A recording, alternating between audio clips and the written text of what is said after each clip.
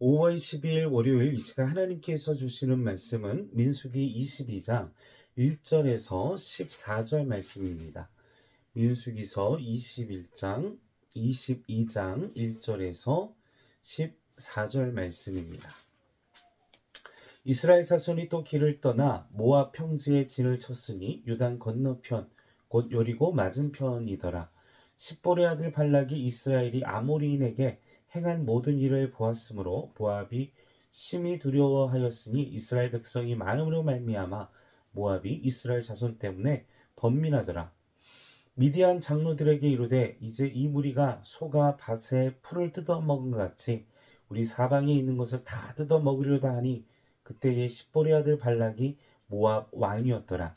그가 사신을 부올의 아들 발람의 고향인 강가 부돌에 보내어 발람을 부르게 하여 이르되 보라 한 민족이 애굽에서 나왔는데 그들이 지면에 덮여서 우리 맞은편에 거주하였고 우리보다 강하니 청하건대 와서 나를 위하여 이 백성을 저주하라. 내가 혹 그들을 쳐서 이겨 이 땅에서 몰아내리라. 그대가 복을 비는 자는 복을 받고 저주하는 자는 저주를 받을 줄을 내가 알미니라. 모압 장로들과 미디안 장로들이 손에 복채를 가지고 떠나 발람에게 이르러 발락의 말을 그에게 전하매 발람이 그들에게 이르되 이 밤에 여기서 유숙하라. 여호와께서 내게 이르시는 대로 너희에게 대답하리라. 모압 귀족들이 발람에게 유숙하니라. 하나님이 발람에게 임하여 말씀하시되 너와 함께 있는 이 사람들이 누구냐? 발람이 하나님께 아뢰되 모압 왕 십볼의 아들 발락이 내게 보낸 자들이니이다. 이르기를 보라 애굽에서 나온 민족이 지면에 덮였으니 이제 와서 나를 위하여 그들을 저주하라. 내가 혹 그들을 쳐서 몰아낼 수 있으리라 하나이다. 하나님이 발람에게 이르시되 너는 그들과 함께 가지도 말고 그 백성을 저주하지도 말라. 그들은 복을 받은 자들이니라. 발람이 아침에 일어나서 발락의 귀족들에게 이르되 너희는 너희 땅으로 돌아가라. 여호와께서 내가 너희와 함께 하기를 허락하지 아니하시니라. 모압 귀족들이 일어나 발락에게로 가서 전하되 발람이 우리와 함께 오기를 거절하더이다. 아멘.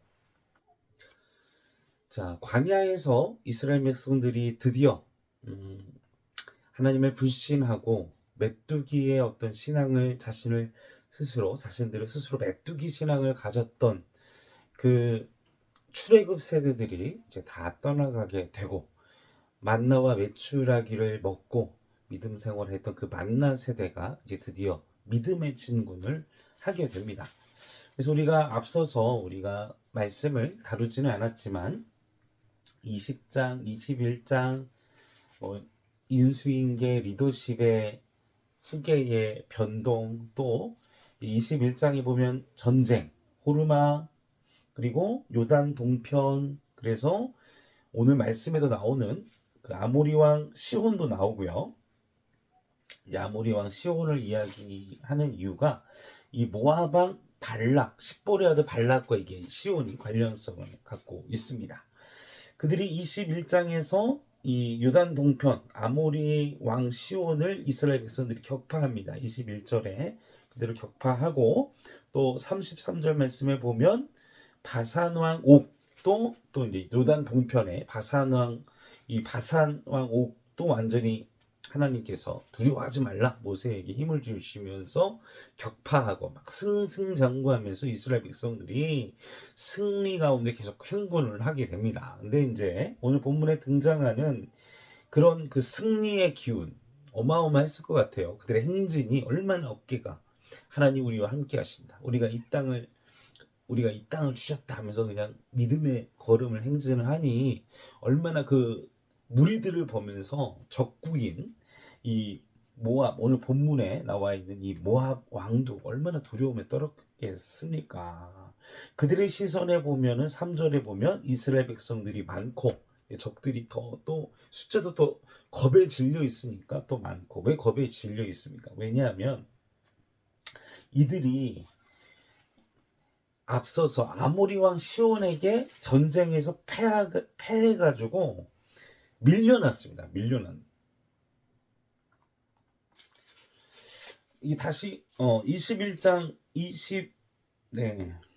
6절에서 이제 30절 말씀에 보면 아모리 왕 시온이 모압 왕 발락을 쳐가지고 이 아모리 왕 모압 왕 십보리 아들 발락이 아모리인들에게 패배를 해가지고 전쟁에서 패해서 26절에 이제 30절 말씀 보면 땅이 그냥 밀려났습니다. 그래서 아모리 왕 시온이 이 모압 왕 세력을 물리쳐가지고 모압 왕 발락이 도망을 갔단 말이에요. 세력이 밀려나가지고 그러던 상황이었는데 오늘 본문 말씀에 보니까 그 자신의 이겼던 자신을 패배시켰던 그 시온 왕을 이스라엘 백성들이 물리치고 파죽지세로 계속 주변 지역을 점령하면서 오니까 그런 두려움 가운데 있었다라는 사실인 것입니다. 사랑하는 성도 여러분, 우리가 하나님의 말씀을 믿고 그리고 하나님이 주신 땅, 그 약속과 약속의 땅을 소망하며 하나님의 약속을 소망하며 믿음의 길을 걸어가는 자들에게는 하나님이 역사하시고 미리 적들의 마음을 녹여 놓으시고 환경을 만들어 놓으시고, 그러나 우리가 해야 할 길은 뭐냐? 믿음으로 그 길을 걸어가면 된다라는 사실인 것이죠. 사랑하는 성도 여러분, 우리가 비전을 받고 또 우리가 하나님을 향한 소명의식을 갖게 되고 비전을 꿈꾸게 되고 길을 걸어갈 때 우리는 하나님만 바라보면서 내게 주신 믿음, 내게 주신 그 부르심에 따라 확신한 믿음의 길을 걸어가면 하나님이 환경과 우리의 적들을 그들의 가슴을 녹여놓고 완전히 박살을 내놓으신다. 그런 확신 속에 우리가 가져야 할 것은 내게 주신 나와 함께 하시는 하나님, 그리고 내게 주신 하나님의 그 부르심, 그리고 그 비전을 따라서 걸어가는 믿음의 길을 걸어가는 것이 우리에게 필요하다는 사실인 것입니다. 적들의 간담이 이미 녹았고 두려움 가운데 무너져 있다는 사실인 것입니다. 왜 그게 중요하냐? 4절 말씀 보십시오. 이 적들의 눈에는 이스라엘이 소와 같다. 소가 바색풀을 뜯어먹은 것 같이 소가 얼마나 강직합니까? 힘이 있습니다. 농경사회에 있어서 소는 그 생산력, 힘, 그리고 경제력의 우선순위가 되는 상징입니다. 다시 말하면 이스라엘 백성은 소와 같이 강직한, 강력한 그런 파워풀한 힘을 가지고 있었기 때문에 그들의 눈에, 그들의 시선에, 사랑하는 성도 여러분, 우리가 하나님을 불신하고 의심하고 하나님의 길을 부정하면 메뚜기와 같이 되는 거죠. 메뚜기. 두려움에 떨고 그냥 세상은 거인이고 거인의 장벽이고 나는 메뚜기와 같은. 그럼 우리는 늘 패배할 수밖에 없고 하나님의 때와 시간이 더 40년 광야 생활 안 할 수도 있었는데 그냥 바로 근데 그냥 시간을 낭비했단 말이죠. 여러분, 우리가 하나님을 불신하고 두려워하고 낭망하고 메뚜기와 같은 시간을 가질 때 하나님의 역사의 시간이 길어진다, 멀어진다, 우리가 생각해야 합니다. 믿음으로 소와 같은 우리를 향하여 담대히 믿음으로 하나님의 나라를 진군하시는 우리 행전교회 온 성도들이 되기를 주님의 이름으로 간절히 축원합니다. 그러자 5절 6절 말씀에 보면, 그래서 자신이 과거에, 여기에 말씀에 보면 이 5절에 그 중반에 강가 부돌에 보내요. 제가 가지고 있는 성경에는 나할 그 원어로 유브라데 강, 그러니까 이 지금 위치에서 요단 동편에서 이 유브라데까지는 거리가 상당히 있어요. 근데 그 지역에서 본인이 알고 있는 이 점성술가 이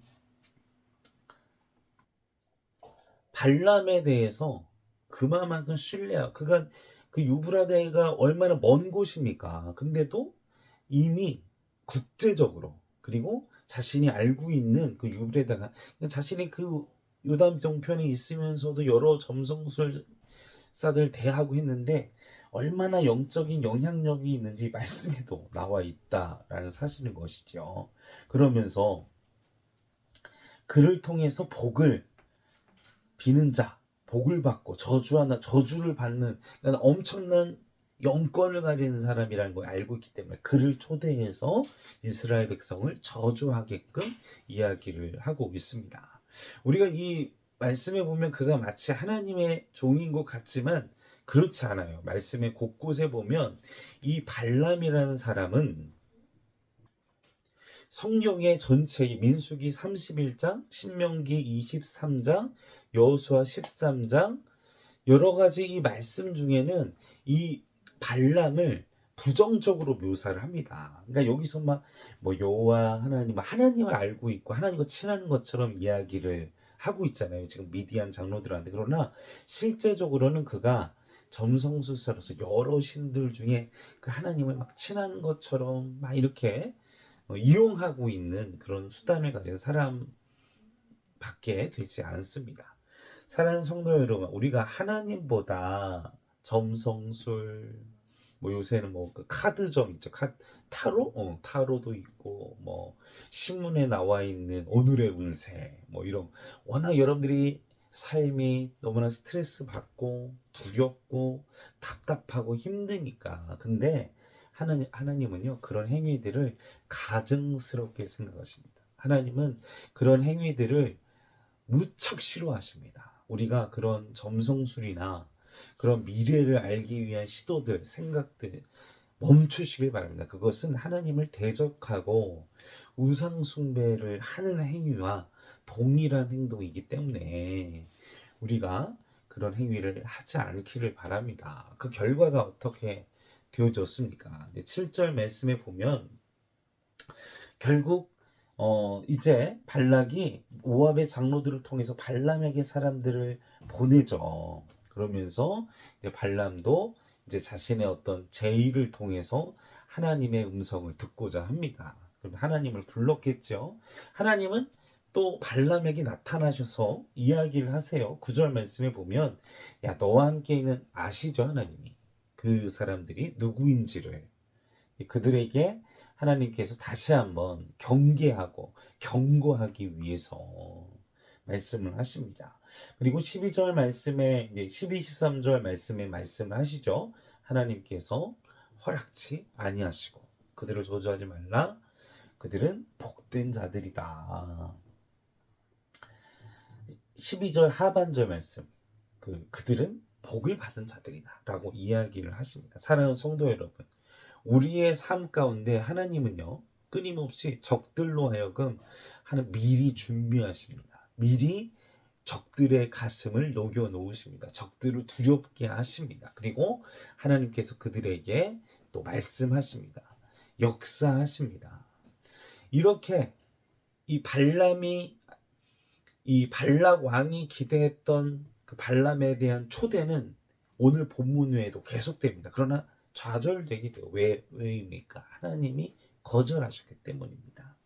사랑하는 성도 여러분, 하나님의 백성들은요, 이 원수들에게도 심지어 영적으로 막 점성술을 하고 있는 사람들이 영향력이 없는 제가 뭐 정확한 팩트의 얘기는 아닌데 제가 어떤 강의를 갔다 목사님이 그냥 여러분 믿거나 말거나 하는 얘기로 들으세요 막 하셨는데 이 점성술가 그리고 막 이 주술을 하는 사람들이 제일 죽이기 쉽고 주술을 막 이렇게 저주하는 사람들 있잖아요.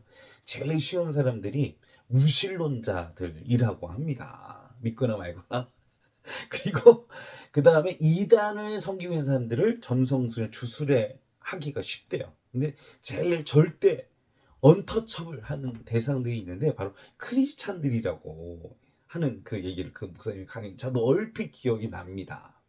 여러분 하나님을 믿는 백성들은요 여러분 우리가 예전에 또 우리 아버님 세대들 목사님들이나 우리 아버지 목사님 설교하실 때 들은 적이 있는데 그 신학생 시절에 귀신들 하시는 그 제의하는 곳에 그 탐방을 가서 막 이렇게 대접 뭐 퇴마라고 표현하기는 어렵지만 과거에 신학생들 그런 시도들도 하셨다고 하시더라고요. 이제 무당을 하셨던 분이 개종을 하고 교회를 다니기 시작하면서 신학생들이 가서 그 무단에 있는 제단을 없애고 다 깨고 무당 섬겼던 사람은 그 귀신에게 약하기 때문에 본인이 못하니까 그 아버지 신학생들하고 이게 부탁을 했다고 하시더라고요. 그래서 그 깨고 막 이런데 보통 막 구슬하고 막 이런 분들이 믿음을 가진 주의 종들 그리고 하나님을 사랑하는 사람들이 그 안에 있으면 귀신이 안 온대요. 여기 예수 믿는 사람 있지 하면서 절로 가라고 막 이런 얘기를 한답니다. 만약 여러분들이 하나님을 믿는 믿음이 있는데 앞에서 굿하고 있다? 우리 회개해야 돼요. 회개.